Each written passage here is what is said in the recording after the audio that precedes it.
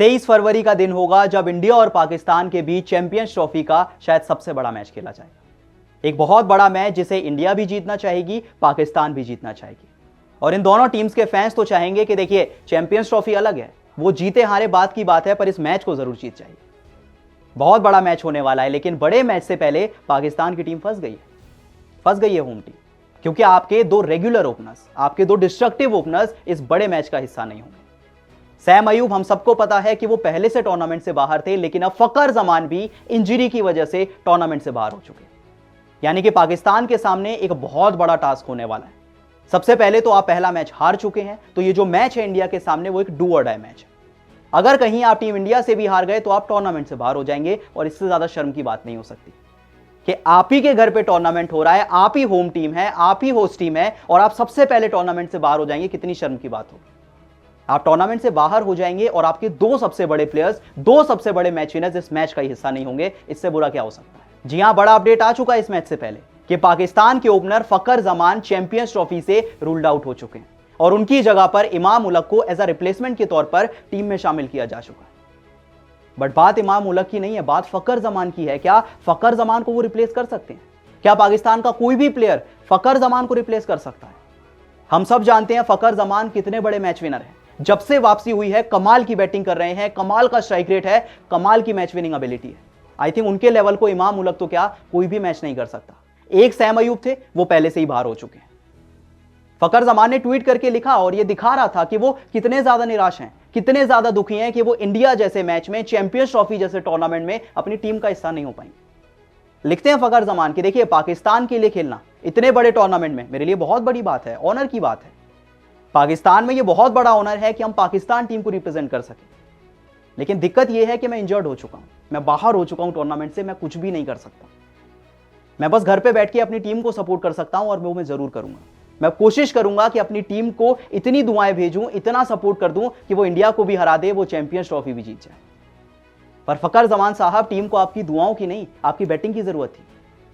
क्योंकि हम सब जानते हैं जब इंडिया और पाकिस्तान की बारी आती है तो थोड़ा सा फेवरेट आप इंडियन टीम को मानते हैं।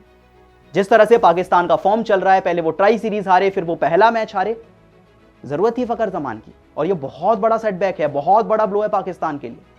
क्योंकि हम सब जानते हैं कि पाकिस्तान टीम में सिर्फ एक ही प्लेयर था जो पहली बॉल से रन मारता है, पहली बॉल से रन मारता है, पार्टनरशिप करता है, प्रेशर डालने की कोशिश करता है। ऐसा कोई भी नहीं कर पाता। आप बाबर आजम को देखिए, आप मोहम्मद रिजवान को देखिए, आप नीचे के प्लेयर्स को देख लीजिए। सारे प्लेयर्स ऐसे हैं जो शुरुआत में टाइम लेते हैं, थोड़ी बॉल्स खेलते हैं। तो आपको ऐसे प्लेयर्स चाहिए होते हैं जो पहली बॉल से अटैक कर सकें, जो पहली बॉल से स्ट्राइक रेट बढ़ा सकें। एक फकर जमान थे इस टीम में, और कोई भी नहीं है इस टीम के पास। कहने को आगा सलमान थोड़ा तेज खेल सकते हैं, खुशदिल शाह खेल सकते हैं, पर वो तो बहुत नीचे आएंगे, तब तक तो मैच ही चला जाएगा हाथ से। आई थिंक बहुत बड़ा सेटबैक है, और पाकिस्तान की टीम को बैठकर सोचना होगा कि ये सब कैसे हो गया। क्या ये आपकी गलती थी? क्योंकि अगर आप नहीं जानते कि फकर जमान को चोट कैसे लगी, फकर जमान कैसे रूल्ड आउट हो गए, मैं आपको सब कुछ समझाता हूं। पहले समझिए कि फकर जमान कितने इंपॉर्टेंट थे। जब से फकर जमान ने अपना कमबैक किया था ओडीआई क्रिकेट में, न्यूजीलैंड के सामने 69 बॉल पे 84 बनाए थे ट्राई नेशन सीरीज में। साउथ अफ्रीका के सामने 28 बॉल पे 41 बनाए थे। फिर न्यूजीलैंड के सामने 15 बॉल पे 10, और दोबारा न्यूजीलैंड के सामने जब इंजर्ड होकर बैटिंग कर रहे थे 41 बॉल पे 24 बनाए। इंजर्ड होकर बाहर चले गए थे, पर हार नहीं मानी। जब टीम को जरूरत थी तो दोबारा मैदान पे आए, दोबारा बैटिंग करके गए, ऑल दो रन नहीं बना पाए। लेकिन सवाल ये उठता है कि फकर जमान के बाहर होने का जिम्मेदार कौन है? फकर जमान की इंजरी का कौन जिम्मेदार है? क्योंकि फैन सवाल पूछ रहे हैं कि भाई साहब फकर जमान तो कभी भी फिट नहीं थे, वो टूर्नामेंट से पहले भी इंजर्ड थे। हम सबको पता है कि टूर्नामेंट से पहले उनकी सर्जरी हुई थी, वो नहीं थे फिट खेलने के लिए। क्यों खिलाया गया उन्हें इस टूर्नामेंट में? क्यों उन्हें शामिल किया गया इस टीम में, ये जानते हुए कि वो इंजर्ड हैं? क्या आपकी टीम में कोई और मैच विनर नहीं है? क्या आपकी टीम में इतने प्लेयर्स नहीं है कि इतने बड़े टूर्नामेंट में वो फकर जमान के बिना खेल सके? अगर फकर जमान को सीरियस इंजरी हो जाती है तो कौन जिम्मेदार होगा? अगर फकर जमान अगले 1-1.5 साल तक अगर नहीं खेल पाते हैं तो कौन जिम्मेदार होगा? कप्तान Mohammad Rizwan, head coach, selector, या फिर पूरी मैनेजमेंट? क्योंकि अगर आपको लग रहा है कि ये सिर्फ गलती से हुआ है या बस ऐसे ही हो गया है, तो ऐसा कुछ भी नहीं है। मैं आपको बताता हूं फकर जमान इंजर्ड कैसे हुए। अब देखिए, पाकिस्तान और न्यूजीलैंड के बीच चैंपियंस ट्रॉफी का पहला मैच चल रहा था। शुरुआत में ही विलियम एक शॉट खेलते हैं शाहीन शाह अफरीदी को। फकर जमान बॉल का पीछा करते हैं, बाउंड्री तक भागते हैं और डाइव लगाकर बॉल को रोकने की कोशिश करते हैं। जैसे तैसे बॉल रोक लेते हैं, बाबर आजम को बॉल देते हैं, वो विकेट कीपर तक पहुंचा देते हैं। पर उसके बाद कहानी शुरू होती है, क्योंकि फकर जमान जहां पर खड़े थे वहीं बैठ जाते हैं, अपनी पीठ के निचले हिस्से को पकड़कर बैठ जाते हैं। उन्हें थोड़ी तकलीफ होती है और उन्हें लगता है मैं आगे नहीं खेल सकता, मैं नहीं कंटिन्यू कर सकता। तुरंत फिजियो को बुलाते हैं, फिजियोज बाहर आते हैं जो उन्हें मैदान से बाहर ले जाते हैं। सबको लगा हो गया काम, खत्म हो गई चैंपियंस ट्रॉफी। सबको लगा कि फकर जमान को कोई सीरियस इंजरी हो गई है, अब ना वो फील्डिंग करने आएंगे ना वो बैटिंग करने आएंगे। और यहां पे पाकिस्तान की टीम ने, पाकिस्तान की मैनेजमेंट ने अपना पूरा कंट्रीब्यूशन दिया फकर को इंजर्ड करने में। आप यकीन नहीं करेंगे, लेकिन इंजर्ड होने के बावजूद कप्तान रिजवान ने उन्हें दोबारा फील्डिंग के लिए बुलाया। कुछ ही ओवर्स के बाद फकर जमान दोबारा फील्डिंग करने आते हैं, यह बात जानते हुए कि उनको इंजरी हुई है, हो सकता है सीरियस इंजरी हो।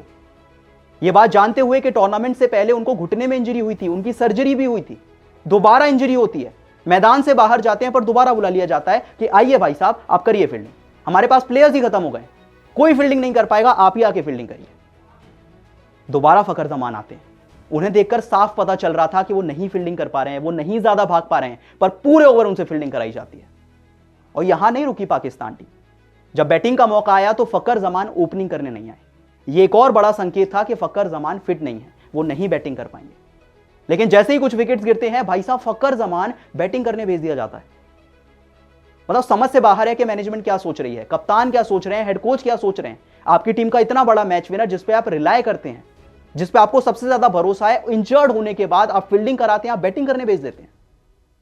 अब अगर लाइव आपने उनकी बैटिंग देखी तो आपको पता चलेगा कि वो नहीं बैटिंग कर पा रहे थे, ना वो ढंग से शॉट खेल पा रहे थे, ना वो भाग पा रहे थे, बहुत दर्द में नजर आ रहे थे, फिर भी बैटिंग करते जा रहे थे।